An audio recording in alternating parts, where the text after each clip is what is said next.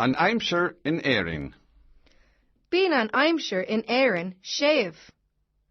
Ní bhíonn sé ro he. Ní bhíonn sé ro uair. Bíonn an Aimsir an atch. No méid amháin, bíonn sé greenver agus tírim. No méid eile, bíonn sé fluc agus fuair. Bíonn scábáistí agus spéaclaí gréine imar bhála gach lá agam. Ceistena. Ceiste héan. An mian an Aimsir in Éirinn séamh. Ceist adó. An mian an Aimsir ro he. Ceist a trí. An mian an Aimsir an at. Ceist a cahar. Cad a bhíonn ina mála gach lá aici?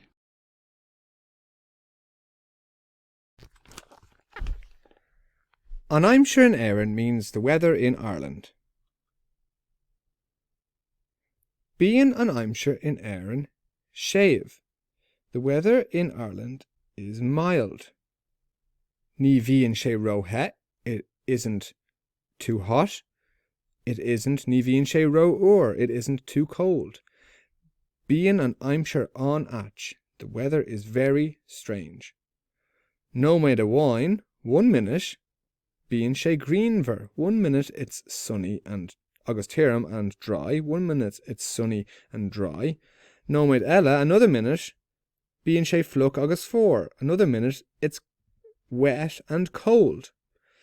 Bíonn scábáistí agus spéaclaí gréine imar bhála gach lá agam. I have an umbrella and sunglasses in my bag every day.